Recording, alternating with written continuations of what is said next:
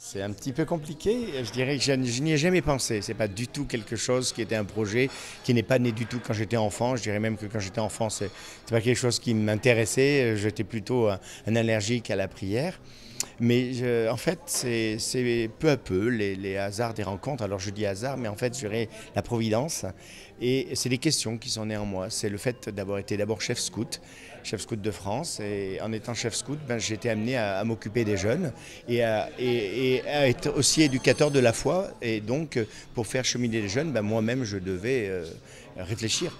Et puis, et surtout, je dirais, c'est la rencontre des communautés nouvelles qui m'ont permis de faire une ouverture dans ma foi et sur l'Église et d'aimer l'Église. Ah, c'était pas simple le séminaire, c'était pas facile.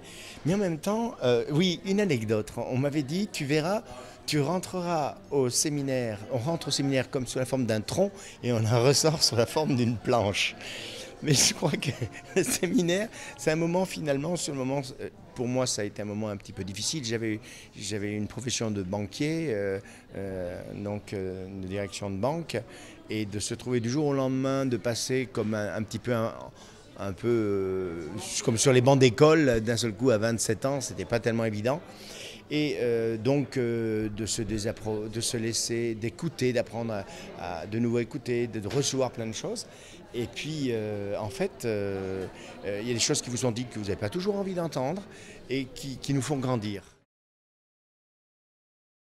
J'aime beaucoup la prédication.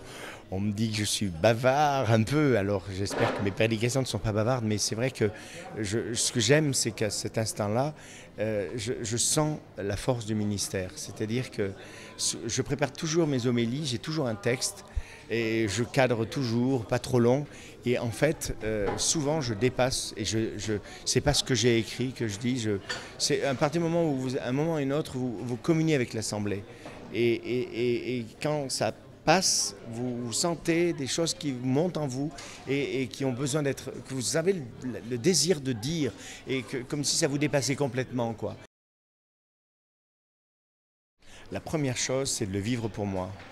Quand je suis allé à Paris-le-Monial la première fois en 90, eh bien, j'ai découvert, non, c'est pas 90, c'était 86, et j'ai découvert l'importance de la réconciliation. J'ai été renouvelé par ce sacrement de la réconciliation. Et pour moi, je me suis engagé à l'époque comme jeune pour Jésus, c'était invité à se confesser une fois par mois. Et je préfère dire le sacrement de l'amour, le sacrement de l'amour. Et donc, pour moi, c'est essentiel de le dire le plus souvent possible pour justement grandir dans ma vie spirituelle et après de le proposer à d'autres. La difficulté, c'est d'être à l'écoute. Et j'ai une vie très trépidante. Et je cours beaucoup, c'est aussi dans ma nature, je fais beaucoup de choses. Donc, c'est d'arrêter de prendre le temps de se poser devant le Seigneur. Hein. J'ai une vie qui court. Voilà. Et il faut que je me dise, là, je m'arrête, allez. Et donc ma retraite annuelle, mon temps de retraite, mon temps d'accompagnement spirituel, pour moi, ça c'est sacré. Ma joie de mystère, c'est de voir des hommes et des femmes, des jeunes et des moins jeunes, qui font l'expérience de la présence de Dieu, qui sont renouvelés par l'amour du Seigneur, qui du jour au lendemain, c'est une expression, mais voilà, font l'expérience de cet amour et qui invitent à se donner aux autres. Et cette dimension fraternelle aussi, voilà.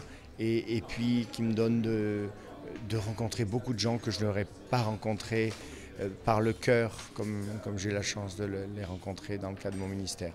Je suis très heureux d'être prêtre et s'il fallait choisir, je redirais oui.